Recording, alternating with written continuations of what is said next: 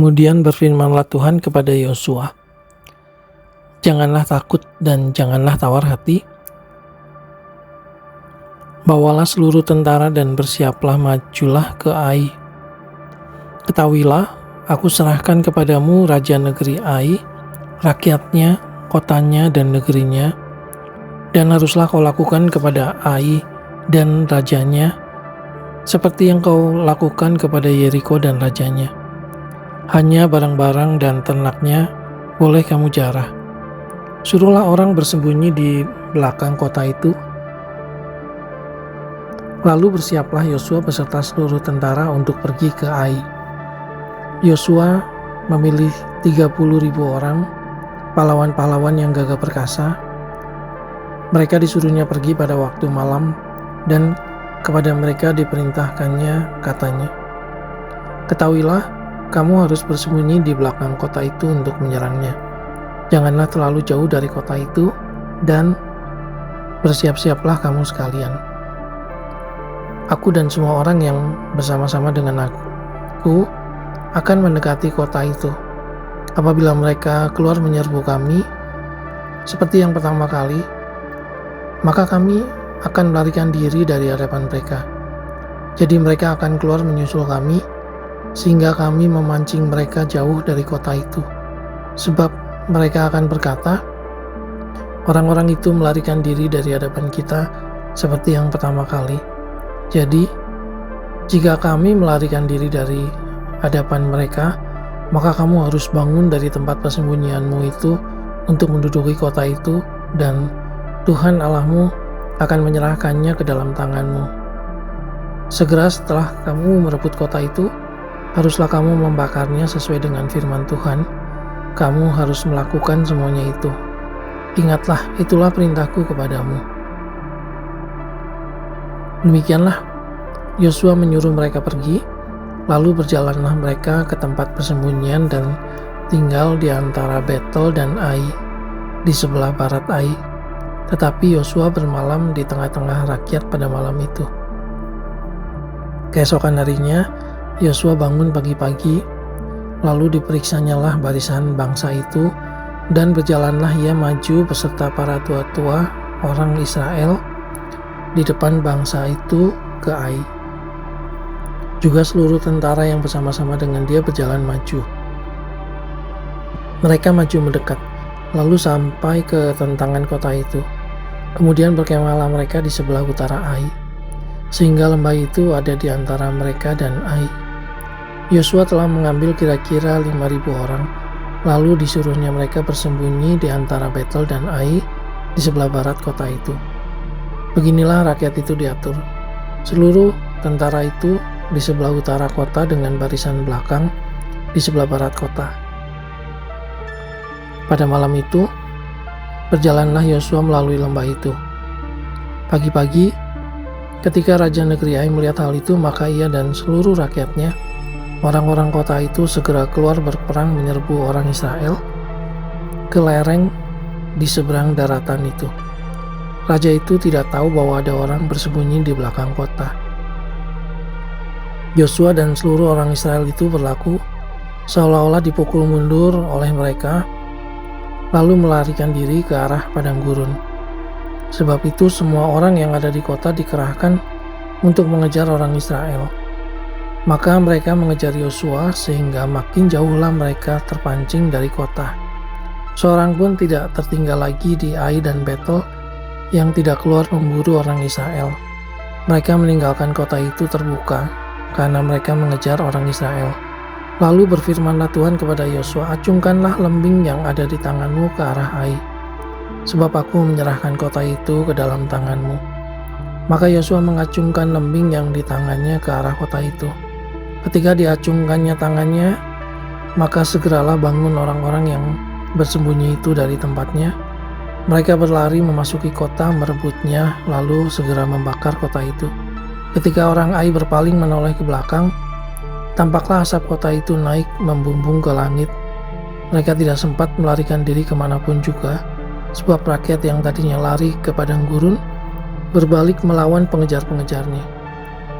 Ketika Yosua dan seluruh Israel melihat bahwa bahwa orang-orang yang bersembunyi itu telah merebut kota dan bahwa asap kota itu naik membumbung, berbaliklah mereka lalu menewaskan orang-orang Ai. Sementara itu juga keluar orang-orang Israel yang lain dari dalam kota menyerbu orang-orang Ai, sehingga terjepit di tengah-tengah orang Israel itu, yang ini dari sini dan yang itu dari sana. Orang-orang Ai ditewaskan, sehingga seorang pun dari mereka tidak ada yang dibiarkan terlepas atau luput. Tetapi Raja Ai ditangkap mereka hidup-hidup dan dihadapkan kepada Yosua. Segera sesudah orang Israel selesai membunuh seluruh penduduk kota Ai di padang terbuka, kemana orang Israel mengejar mereka, dan orang-orang ini semuanya tewas oleh mata pedang, sampai orang yang penghabisan. Maka seluruh Israel kembali ke Ai dan memukul kota itu dengan mata pedang. Jumlah semua orang yang tewas pada hari itu, baik laki-laki maupun perempuan, ada 12.000 orang, semuanya orang Ai, dan Yosua tidak menarik tangannya yang mengacungkan lembing itu sebelum seluruh penduduk kota Ai ditumpasnya. Hanya ternak dan barang-barang kota itu dijarah oleh orang Israel sesuai dengan firman Tuhan yang diperintahkannya kepada Yosua. Yosua membakar Ai dan membuatnya menjadi timbunan puing untuk selama-lamanya, menjadi tempat yang tandus sampai sekarang. Dan Raja Ai digantungnya pada sebuah tiang sampai petang. Ketika matahari terbenam, Yosua memerintahkan orang menurunkan mayat itu dari tiang, lalu dilemparkan di depan pintu gerbang kota. Kemudian didirikan oranglah di atasnya suatu timbunan batu yang besar yang masih ada sampai sekarang.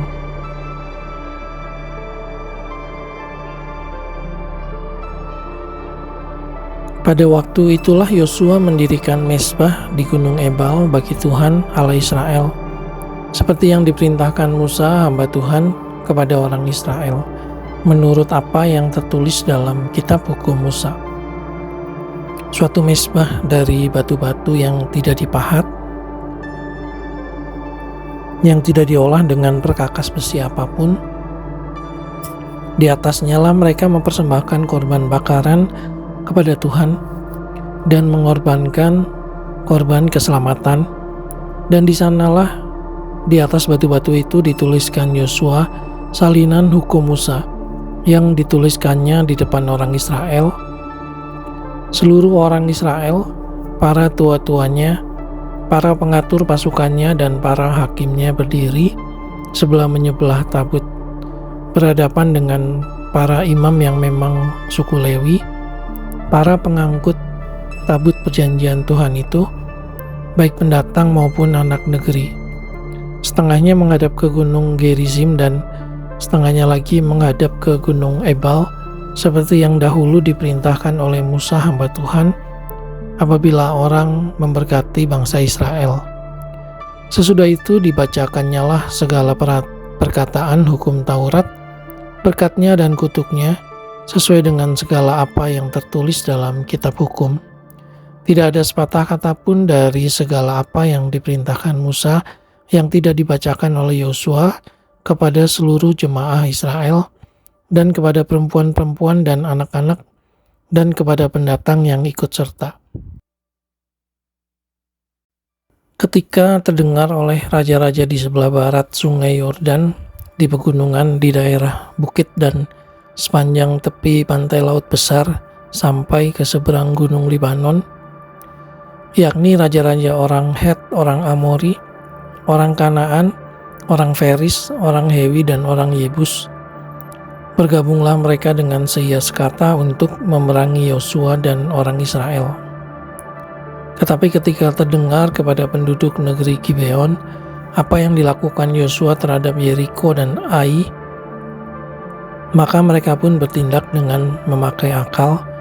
Mereka pergi menyediakan bekal, mengambil karung yang buruk-buruk untuk dimuatkan ke atas keledai mereka, dan kirbat anggur yang buruk-buruk yang robek dan dijahit kembali, dan kasut yang buruk-buruk dan ditambal untuk dikenakan pada kaki mereka, dan pakaian yang buruk-buruk untuk dikenakan oleh mereka, sedang segala roti bekal mereka telah kering, tinggal remah-remah belaka.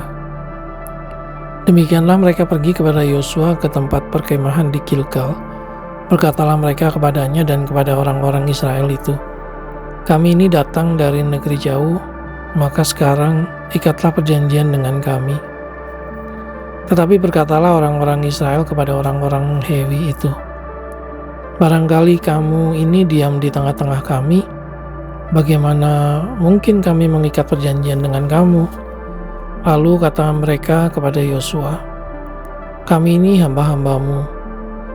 Tanya Yosua, "Siapakah kamu ini dan dari manakah kamu datang?" Jawab mereka kepadanya, "Dari negeri yang sangat jauh hamba-hambamu ini datang karena nama Tuhan Allahmu, sebab kami telah mendengar kabar tentang Dia, yakni segala yang dilakukannya di Mesir dan segala yang dilakukannya terhadap kedua raja orang Amori itu di seberang sungai Yordan, Sihon, Raja Hesibon, dan Og, Raja Basan, yang diam di Asitarot. Sebab itu para tua-tua kami dan seluruh penduduk negeri kami berkata kepada kami demikian, bawalah bekal untuk di jalan dan pergilah menemui mereka dan berkatalah kepada mereka, kami ini hamba-hambamu, maka sekarang ikatlah perjanjian dengan kami. Inilah roti kami masih panas ketika kami bawa sebagai bekal dari rumah pada hari kami berangkat berjalan mendapatkan kamu. Tetapi sekarang, lihatlah telah kering dan tinggal remah-remah belaka. Inilah kirbat-kirbat anggur yang masih baru ketika kami mengisinya. Tetapi lihatlah telah robek, dan inilah pakaian dan kasut kami. Semuanya telah buruk-buruk karena perjalanan yang sangat jauh itu. Lalu orang-orang Israel mengambil bekal orang-orang itu, tetapi tidak meminta keputusan Tuhan. Maka Yosua mengadakan persahabatan dengan mereka dan mengikat perjanjian dengan mereka bahwa ia akan membiarkan mereka hidup. Dan para pemimpin umat itu bersumpah kepada mereka. Tetapi setelah lewat 3 hari sesudah orang Israel mengikat perjanjian dengan orang-orang itu, terdengarlah oleh mereka bahwa orang-orang itu tinggal dekat mereka, bahkan diam di tengah-tengah mereka. Sebab orang Israel berangkat pergi dan pada hari ketiga sampai ke kota-kota orang-orang itu. Adapun kota-kota itu ialah Gibeon, Kefira, Beerot, dan Kiryat Yearim. Orang Israel tidak menewaskan sebab para pemimpin umat telah bersumpah kepada mereka demi Tuhan Allah Israel. Lalu bersungut-sungutlah segenap umat kepada para pemimpin.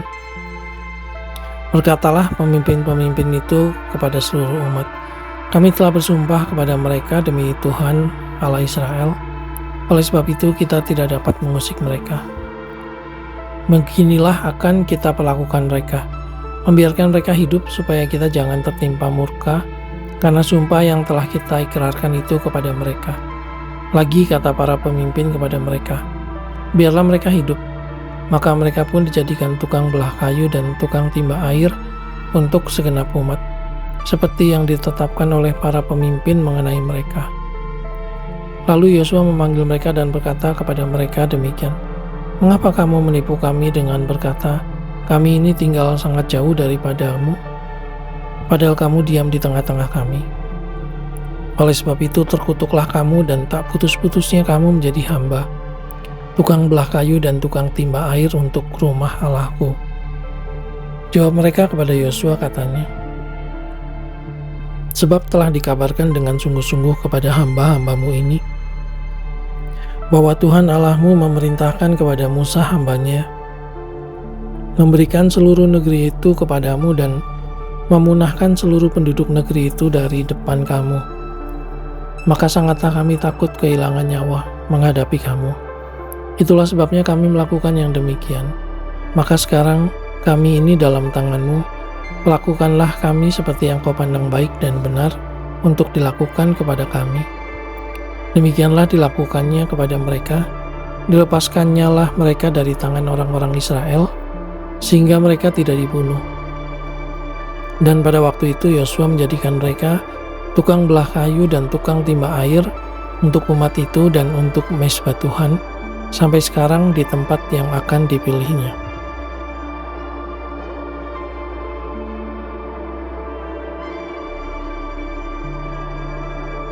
Setelah terdengar oleh Adoni-Sedek, Raja Yerusalem, bahwa Yosua telah merebut Ai dan telah menumpasnya, seperti yang dilakukannya terhadap Yeriko dan terhadap rajanya, demikianlah juga dilakukannya terhadap Ai dan terhadap rajanya, dan bahwa penduduk kota Gibeon telah mengadakan ikatan persahabatan dengan orang Israel dan diam di tengah-tengah mereka, maka sangat takutlah orang, sebab Gibeon itu kota yang besar, seperti salah satu kota kerajaan, bahkan lebih besar dari Ai, dan semua orangnya adalah pahlawan.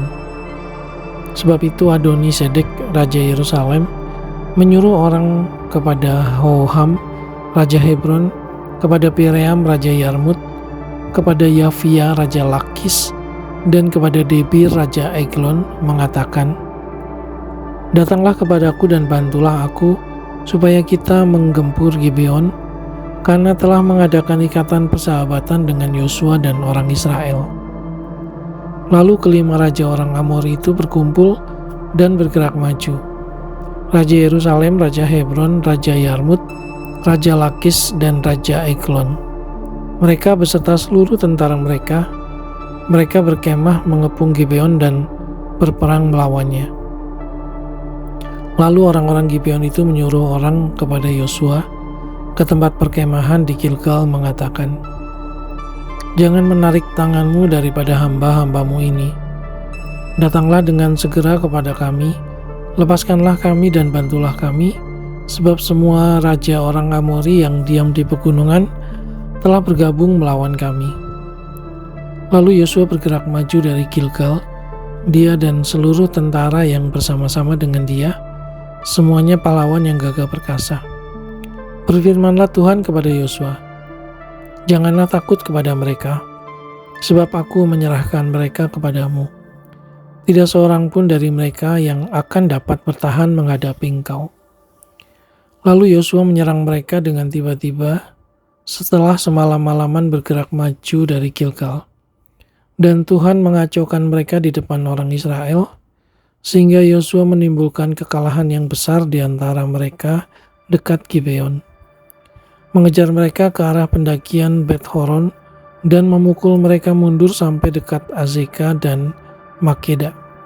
Sedang mereka melarikan diri di depan orang Israel dan baru di lereng Bet-Horon, maka Tuhan melempari mereka dengan batu-batu besar dari langit sampai ke Azeka, sehingga mereka mati.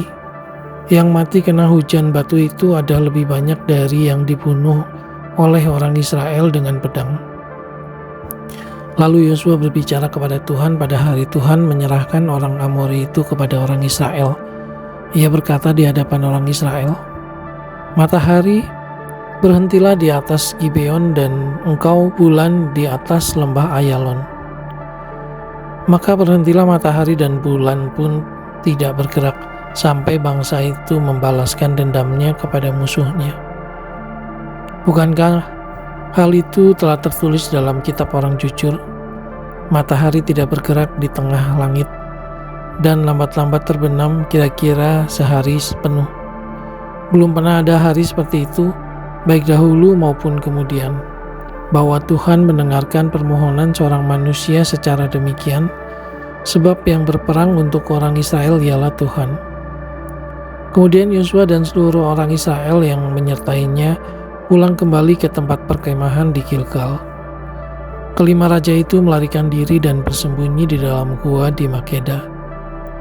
Kepada Yosua dikabarkan demikian, kelima raja itu telah ditemukan bersembunyi di dalam gua di Makeda.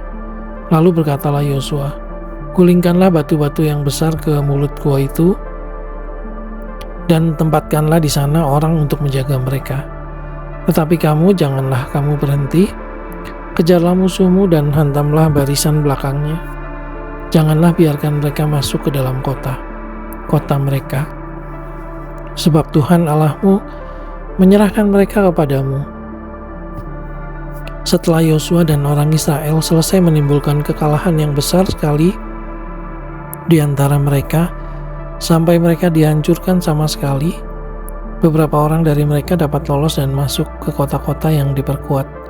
Pulanglah seluruh bangsa itu dengan selamat kepada Yosua ke tempat perkemahan di Makeda. Tidak ada seorang pun yang berani melemparkan kata-kata ancaman terhadap orang Israel. Kemudian berkatalah Yosua, "Bukalah mulut gua dan keluarkanlah kelima raja itu dari dalam dan bawa kepadaku." Dilakukanlah orang demikian. Kelima raja itu dikeluarkan dari gua itu dan dibawa kepadanya.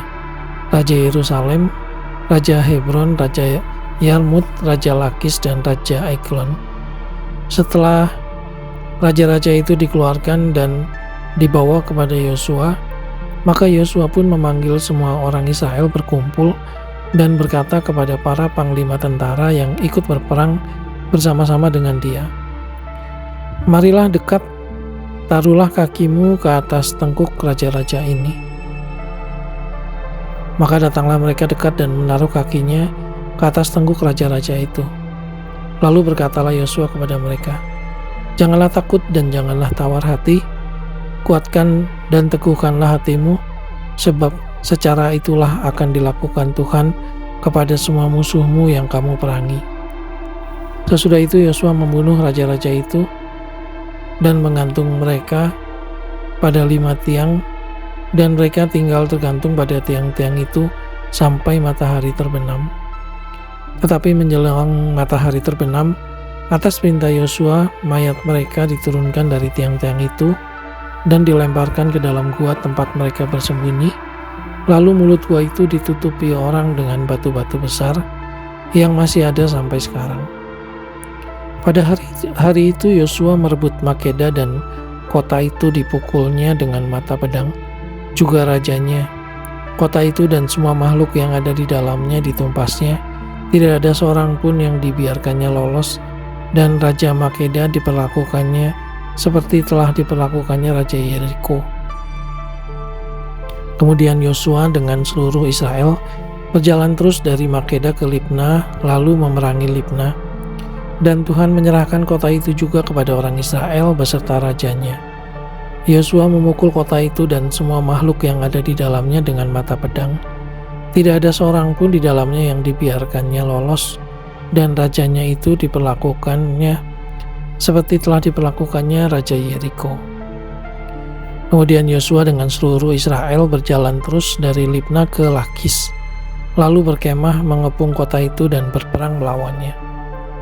Dan Tuhan menyerahkan Lakis kepada orang Israel. Yosua merebut kota itu pada hari yang kedua. Kota itu dan semua makhluk yang ada di dalamnya dipukulnya dengan mata pedang, tepat seperti yang dilakukannya terhadap Libna. Lalu Horam, Raja Geser, maju untuk membantu Lakis. Tetapi Yosua menewaskan dia dan rakyatnya, sehingga tidak ada seorang pun padanya yang dibiarkannya lolos. Kemudian Yosua dengan seluruh Israel berjalan terus dari Lakis ke Eglon. Lalu mereka berkemah mengepung kota itu dan berperang melawannya. Kota itu direbut mereka pada hari itu juga dan dipukul dengan mata pedang. Semua makhluk yang ada di dalamnya ditumpasnya pada hari itu, tepat seperti yang dilakukan terhadap Lakis. Kemudian Yosua dengan seluruh Israel bergerak maju dari Eglon ke Hebron, lalu berperang melawannya.